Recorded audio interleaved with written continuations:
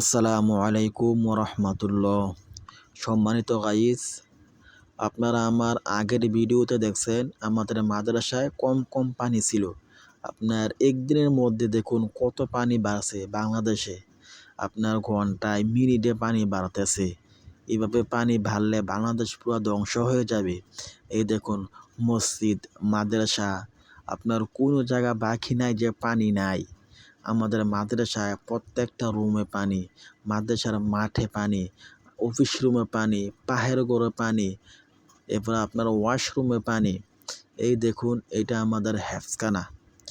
এখানে আপনার প্রায় ৮০ জন ছাত্র সোনায় হাফেজ, আল্লাহ তাআলার কালাম মুখস্থ করে। এই দেখুন আল্লাহ তাআলা এই রুমটা কি হয়েছে বন্যার পানি দিয়ে। এখানে পায় আপনার সমান পানি। এই দেখুন আল্লাহ তাআলা কালাম একটুর জন্য বেঁচে আছে। এই দেখুন আমাদের মাদ্রাসার অবস্থা কি হয়েছে। এগুলো হচ্ছে সব আমাদের হাতের কামাই। আমরা যে গুনাহ কাজ করি, আল্লাহ তাআলা এর প্রতিদান আমাদেরকে দিতেছে।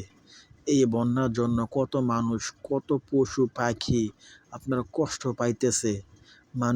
মানুষের রিজিকের যেই ব্যবস্থা ছিল, সে রিজিকের ব্যবস্থা নষ্ট হয়ে গেছে। মানুষ খানার জন্য কষ্ট পাইতেছে, চলার জন্য কষ্ট পাইতেছে, সব কিছুতে মানুষ কষ্ট পাইতেছে। এই দেখুন আমাদের মাদ্রাসার বাথরুম, নুরানি বিভাগ, এটা আমাদের নুরানি বিভাগ। এখানে প্রায় হাঁটু সমান পানি। এখানে আমরা মাদ্রাসা আজকে বন্ধ দিয়ে দিয়েছি। ছাত্ররা অনেক কষ্ট পাইতেছে, এই জন্য মাদ্রাসা বন্ধ।